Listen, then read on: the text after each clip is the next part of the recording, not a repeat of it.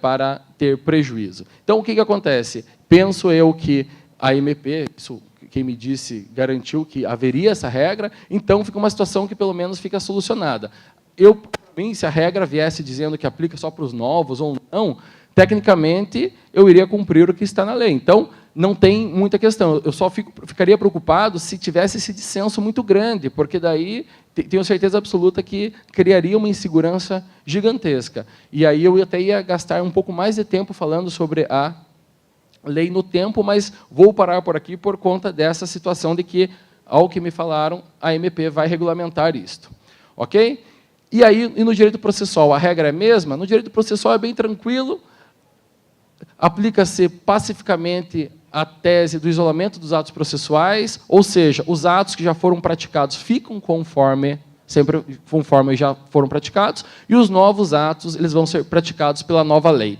Teoricamente, muito fácil, muito tranquilo, sem nenhum problema. O problema vem quando nós puxamos alguns casos práticos, como, por exemplo, a aplicação da sucumbência. O que vocês acham? A sucumbência aplica-se ou não aplica-se nos contratos, nas ações ajuizadas antes da reforma?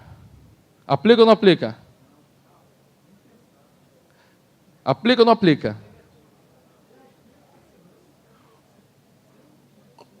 Confesso para vocês que eu pensei muito sobre esse assunto, eu estou 99% decidido para tomar uma posição, vocês podem me convencer, né, em sentido contrário, mas a questão é a seguinte, tecnicamente falando, a primeira abordagem que eu fiz foi a seguinte, tá, honorários, a questão relativa ao momento processual da sucumbência. Qual que é o momento processual da sucumbência? Qual? A sentença, correto?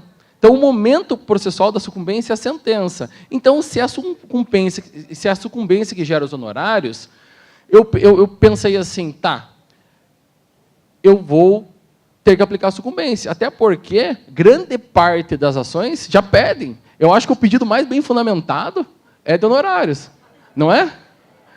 Não é? Sempre tem duas folhas ali e pede a aplicação da sucumbência e, subsidiariamente, o Código Civil, não é uma situação que? Indenização por dano material. Então, eu fiquei pensando assim, tá, como que se o indivíduo me postula? Muitas vezes ele já ganhou, muitas vezes transitou em julgado aquilo. E aí, como que eu vou dizer agora que não? Em que pese ele peça, eu vou dizer não. Eu acho que não, porque o momento processual não era esse, então o momento processual é a petição inicial. Então eu fiquei pensando nesse vai e vem, e confesso que eu tive muitas dúvidas e concluí. Ainda com 1% de chance de reverter a minha conclusão. Eu concluí o seguinte, que em que pese, tecnicamente, o isolamento dos atos seja o critério adotado nesse caso, eu acredito que a interpretação eu pego de surpresa as partes. E aí, se você for ver, estudar hermenêutica, uma das piores formas de interpretar é aquela que você se pega de surpresa. Então, basicamente, por conta desse argumento hermenêutico, eu acredito que a melhor interpretação não é, mas com todas as vênias. Eu sei que, hoje em dia, tudo é tão polarizado, né? Daqui a pouco, eu gosto de tanta gente aqui, daqui a pouco as pessoas vão ficar bicudas comigo, né? Lá no Paraná tem disso, tem pessoas, um conversa com o outro, um é a favor da reforma, outro é contra a reforma. Então, eu não quero que aconteça isso com vocês, comigo e vocês, tá bom? Combinado? Então, o que acontece? Então, essa situação que eu ponderei, basicamente por conta da surpresa. E a partir daí, você começa a criar, porque primeiro você decide o que você quer fazer, né? Depois você arruma a fundamentação. Aí, qual que é a fundamentação? Que o pessoal vem proferindo que honorários é uma regra híbrida. Ela atinge direito material, direito processual, e, por conta disso, não seria... O momento processual não é único, ele acaba sendo um complexo que, desde a petição inicial, acaba atraindo repercussões. E eu tenho essa tendência de aplicar somente para os novos contratos. E essa matéria foi debatida no TRT da 9ª Região, na semana institucional nossa, que foi agora, em setembro. E lá, nós tivemos o seguinte placar lá. Nós fizemos as emendas e, neste ano, foi optado de dividirmos por desembargador, juiz titular e substituto, para ter uma noção, mais ou menos, do que pensa, um raio-x do que pensa o nosso tribunal. Com relação a esse assunto, os 17 desembargadores presentes foram favoráveis à tese de que os honorários só se aplicam a partir das novas ações ajuizadas. Os titulares, 38, os substitutos, na verdade, 46 entenderam que era o isolamento. Na ocasião, eu entendi como os substitutos que era a sentença, mas depois, refluindo, pensando, ponderando, eu acabei mudando de posição e acredito que muitos também. Eu acredito que vai ser prevalente esta tese de que a sucumbência aplica-se somente para os novos contratos. Aqui na 8ª região, nós não temos muitos problemas da petição inicial líquida, né? Lá no Paraná, é o principal ponto, é o cerne de todas as discussões. Petição inicial líquida, que coisa é essa, que bicho é esse, como que eu vou fazer, preciso de planilha, e agora? Posso fazer uma conta grosseira? Não, não pode, tem que ser uma conta clara. E para eu explicar lá a questão da petição inicial líquida, eu explico honorários. Porque se você quiser fazer uma conta mal feita, pode fazer. O que vai acontecer? Ou você vai restringir seu pedido, ou você vai ser condenado em sucumbência. Então, a petição inicial líquida, você não explica no momento petição inicial, você explica no momento de honorários. Porque quem acha que não precisa fazer uma conta muito precisa, vai pagar o preço. E qual que é o preço? Ou limitação do pedido, ou, no outro momento, o pagamento de sucumbência. Então, essa situação acaba sendo bem interessante, e eu queria mostrar para vocês que, no Paraná, o futuro do direito do trabalho, neste aspecto, é muito favorável à tese de que somente se aplica os honorários a partir do dia 11 de novembro para frente, para aquelas ações ajuizadas. E, no Paraná, isso tem um grande relevo, porque nós não temos nada líquido. No Paraná, nem as dos sumaríssimos são verdadeiramente líquidas. As dos sumaríssimos têm um número que é colocado aleatoriamente do lado do pedido. Não tem planilha, não tem nem sinais de mais, menos, dividir, não existe isso. Até esses dias atrás eu postei num grupo que eu participo, alguns colegas daqui, como que é a petição inicial no sumaríssimo lá no Paraná. Então, no Paraná nós temos muito medo de cálculos, isso é verdade, e como eu sou oriundo da 8ª região, antes de passar no concurso, fui calculista, meu pai é calculista há 35 anos, então, assim, cálculos é algo que eu conheço bem, então eu não tenho medo, mas no Paraná, falou em cálculos, a interpretação sempre é de que não precisa. Só que o problema agora é que, ainda que eu entenda que eu não preciso de uma planilha na petição inicial, a sucumbência daí amarra. Seja para o juiz fixar os honorários, que sem parâmetro real você fica com dificuldade, seja porque o autor vai limitar pedidos. Então, é uma situação que eu acho que vai ter uma grande repercussão. No Brasil inteiro, são pouquíssimos estados em que nós vemos a petição inicial líquida. E sentença líquida é quase só aqui. E quando eu digo, eu passo por mentiroso. Não, talvez eu passe por mentiroso quando eu diga que lá não tem nada líquido, né? Mas eu passo por mentiroso também quando eu digo que aqui mais de 98% são líquidas as sentenças, não é? É mais ou menos isso, né? Na minha época era 98%, hoje eu não sei. Quantos? 100%? Então, é um dado assim, que é interessante. Todas as palestras que eu tenho dado, as aulas, eu sempre digo isso. E não tem desculpa para não aplicar. Porque se no Pará, há mais de 20 anos, né, porque eu fui juiz aqui há 10 anos atrás, e quando eu vim para cá, já fazia uns 10 anos que já tinha tudo líquido. Então, eu imagino que faz mais ou menos uns 20 anos, correto? Alguém pode me... 17 anos. Então, 17 anos, tudo líquido. Então, é mais ou menos isto, e aí é um dado que, para eles, é quase surreal, né? E eu lembro que, na época que eu estava aqui, o ministro Dall'Azen, na época, era corregedor, ele tentou implementar isso a nível nacional, não sei se vocês lembram, e usando usando algumas ideias tiradas aqui do TRT da 8ª região, e aí acabou não dando certo essa ideia e acabou sendo retirado essa norma da consolidação dos provimentos. Mas, enfim, voltando aqui, nós temos a reforma, e um dos pontos que a reforma traz como um dos pontos que vai trazer muitos empregos é o tal do contrato intermitente. Já ouviram falar? O contrato intermitente ele é usado em vários países do mundo. Em cada um dos países, ele tem uma regulamentação própria. No Brasil, ele vem basicamente com a ideia de resolver aquela questão do setor de gastronomia, né? A questão de garçons, bufês infantis, que às vezes você precisa ter um número de empregados superior. Ele tem uma situação bem peculiar. Foi este o peixe vendido para nós, não é? Tem muitos desempregados, muitas pessoas fazendo o bico, e aí nós precisamos ter um contrato para abarcar tudo isto. Aí se criou o artigo 443, parágrafo 3º. Né? O 443 é a redação original, e o parágrafo 3º, que é a nova redação, dizendo que você pode contratar serviços com subordinação de maneira não contínua, e aí alternando períodos de prestação de serviço, inatividade, pode ser por hora, pode ser por dias ou meses, enfim, você tem várias situações de um autônomo que você acaba incluindo ele como intermitente, correto? Aquele taxa, você chama aqui de taxa, freelancer, como que você chama aqui no Pará? Como? Chapa?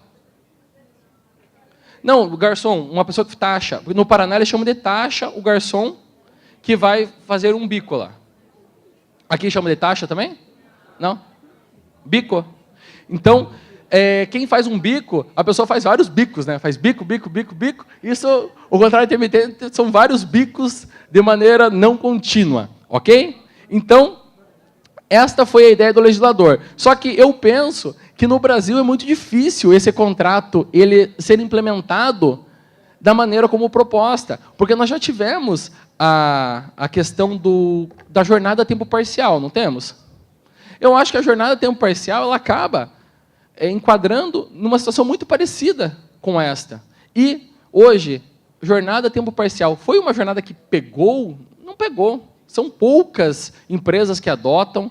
Outra situação também, que no Brasil teve e não pegou, lembram a Lei 9601, de 98, que criou aquele contrato por prazo determinado para aumento de quadro de funcionários, que precisava ser feito mediante acordo, negociação coletiva, lembra?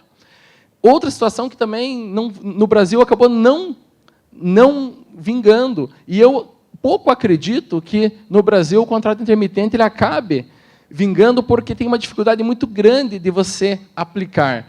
O contrato tem que ser escrito, ele tem que ter várias regras, seja para a convocação do trabalhador, enfim, tem várias questões que são bem complexas, inclusive o pagamento do período. Porque a lei não diz como que vai ser o pagamento das férias, 13º, porque o que nós temos regulamentando o 13º diz que o empregado tem que trabalhar 15 dias no mês para ter direito, não é? Correto? Então, se você usar a técnica tradicional, ortodoxa, de aplicação do 13º, só vai ter direito ao 13º o intermitente que trabalhar 15 dias no mês.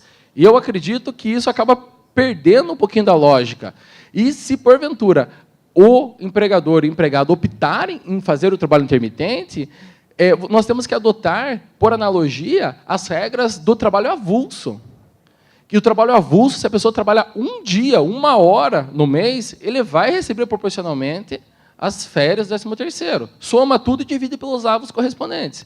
É simples. Então, a minha ideia é que, em que pese a lei não tenha dito como vai ser feito o cálculo, nós temos que adotar uma situação muito parecida com a do trabalho avulso, porque o trabalho intermitente ele se assemelha muito com o avulso. Se nós quisermos adotar a relação de emprego, nós estamos lascados. E eu não gostei desse artigo por vários motivos, inclusive pela dificuldade prática de você implementá-lo. Ele não é um artigo fácil. E no Brasil, tudo que é complicado não pega. Essa é uma experiência pessoal também. Tudo que é complicado, difícil, precisa ter várias regrinhas, não pega.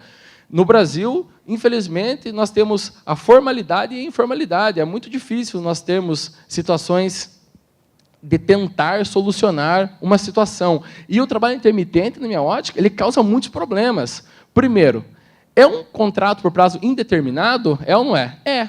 A lei não diz que é um contrato por prazo determinado. É um contrato por prazo indeterminado. Aí eu pergunto, é um autônomo, entre aspas, que está fazendo vários bicos.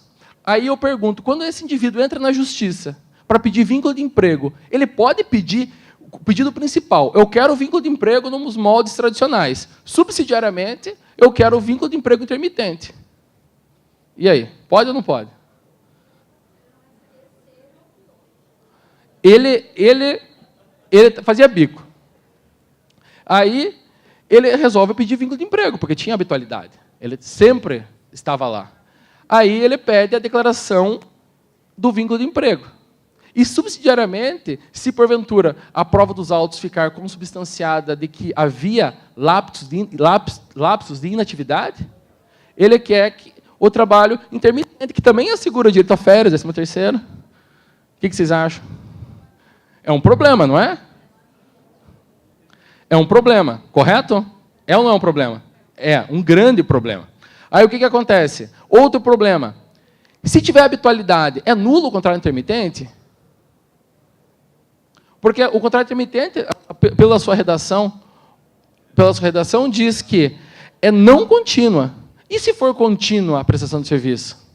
É nulo o contrato? É ou não é? É ou não é? É nulo. E qual que é a repercussão dessa nulidade? E que vantagem tem o reconhecimento normal se, da maneira que estamos, os mesmos direitos são garantidos? Tem diferença? Tem diferença, pessoal. Tem diferença. Mas eu acredito que, quando você institui esta modalidade, você acaba criando muitas dificuldades que nem a doutrina, nem a jurisprudência tem uma solução análoga hoje. Nós vamos ter que criar tudo isso. E isso acaba trazendo insegurança, ao contrário de segurança. Outra questão, vai ter estabilidade? Um contrato intermitente gera direito de estabilidade da gestante? Como que eu vou pagar para ela? Tem estabilidade ou não tem salário? Interessante, não? Então, o que eu quero explicar para vocês? Traz muitas situações complexas o trabalho intermitente. Não é simples. Não é simples. A ideia é interessante. A ideia, na sua concepção técnica, é interessante. Só que, na hora que você sai do plano legal para o plano fático, eu acho que é difícil de você implementar. É muito difícil de você criar o banco de pessoas interessadas. Você corre vários riscos, você tem muitas incertezas. Então, eu acredito que não é uma situação muito simples, ok? Outra questão que se fala muito é o negociado versus legislado. Essa é uma situação, talvez, das mais polêmicas, porque se nós, a partir do momento que nós tivermos sindicatos fortes, e em alguns lugares tem sindicatos fortes, por exemplo, no Paraná, eu trabalhei numa cidade chamada Londrina, em que o sindicato do comércio é tão forte, de modo que somente um mercado na cidade abre no domingo. Só um. Não é uma rede, é um mercado, na cidade inteira. Tudo por conta de negociação coletiva. Então, nós temos, não sei aqui como que é. Aqui tem, eu lembro que sempre tinha pedidos liminares dos mercados para abrir em feriados, né?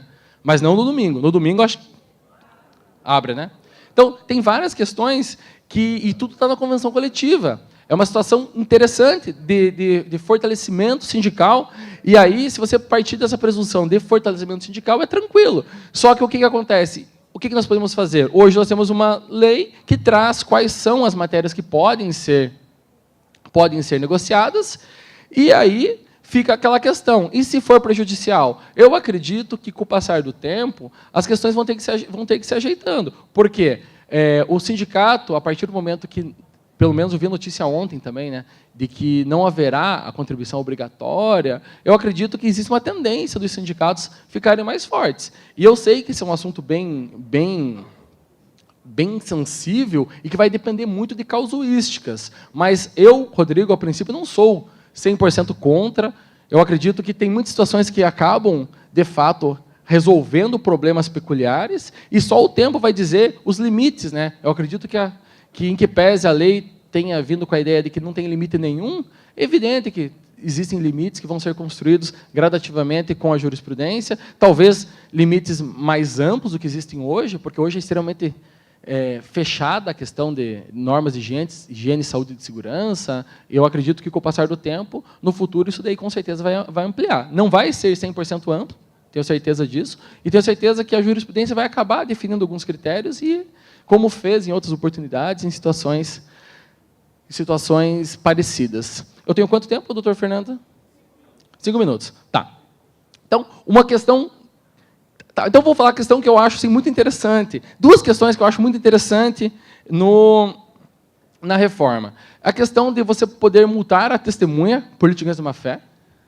Eu acho que isso dá uma moralizada, ainda que nós sejamos extremamente refratários, né, com a ideia de aplicação de multa, seja por litigância de má-fé, ato atentatório, mas eu acredito que os honorários advocatícios acaba dando um filtro de pedidos. Eu não sei aqui, não lembro como, desculpe, não sei como é hoje aqui no Pará, mas na época que eu trabalhei aqui, as petições iniciais não eram cheias de pedidos, pelo menos no interior eram poucos pedidos, não tinha muito não. Isso eu posso deixar bem claro. Quando eu cheguei no Paraná, também não era muito. Hoje, petição inicial tem no mínimo 25 páginas, e eu copio e cola, chega na hora da audiência, doutor, quero desistir do pedido de letra A, B, C, D, E, F, G, H, I, J.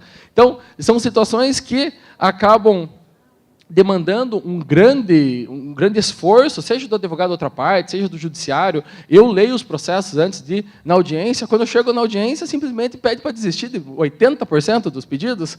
Eu me sinto assim muito feliz, né? Fico muito feliz quando acontece isso. E aí, o que acontece? A ideia é de que a questão dos honorários, eu acredito que vai dar uma diminuída, porque isso é nítido. Eu tenho dado muitas palestras em OABs, para advogados, e eles estão com rendimento dos honorários. Eles queriam, mas agora que não querem mais tanto, né? Sempre pediram, mas agora não é mais tão legal.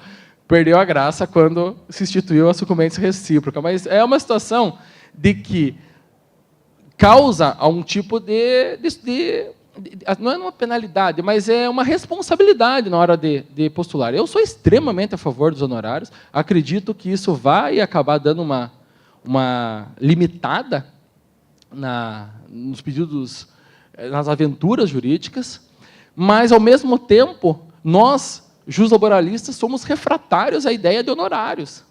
Somos completamente refratários. E eu posso dar vários exemplos. Em dezembro de 2004, foi publicada a emenda 45. Em janeiro de 2005, o TST, na Instrução Normativa 27, disse: não se aplica honorários advocatícios na relação de emprego, mas se aplica nas outras relações, ou seja, lide sindical, acidente de trabalho.